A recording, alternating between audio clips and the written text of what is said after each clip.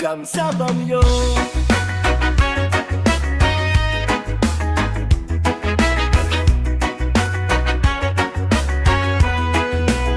Ang bagyo ng mulo. Oh yeah, yeah. Pagkabang milit ang langit at tumihip mang damin, ulan ay bumuhos parang galit ng damdamin. Baha sa kalsada, putik sa kabukiran, dahil sa basurang itinapon kung saan-saan. Mga punong pinutol, bundok ay kinalbo, ilog na dati malinaw ngayon'y puro basura. Kalikasan ay nasasaktan, tila ba umiiyak? Tayo ring tao ang unang nabibiyak. Kung aalagaan natin ang lupa at bukirin, di magagalit ang ulap, di aapaw ang tubig. Basura'y itapon sa tamang lalagyan, upang di tayo singilin ng kalikasan.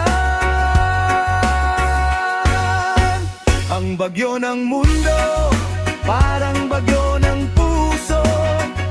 Kapag pinabayaan mo, wasak ang buo. Kung may minamahal kang babae sa buhay mo, alagaan mo siya, huwag mong saktan ang puso. Ganyan din ang lupa, ganyan din ang ulan.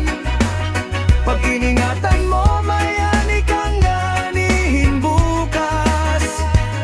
Pag minahal mo ng tama ang kalikasan, pagpapala ang babalik, hindi ka pahamakan. Sa kabukiran, magsasakay umaasa sa malinis na tubig at lupang may pag-asa. Ngunit kung puno ituputulin ng walang pakundangan, bagyo ang sasagot, baha ang walang katapusan. Pag-ibig ay parang halaman na itinanim, kailangan ng aruga at pag-intindi rin. Kapag sinaktan mo, puso'y magdurugo, parang lupang sinira, di na muling tutubo. Huwag magtapon ng basura kahit saan,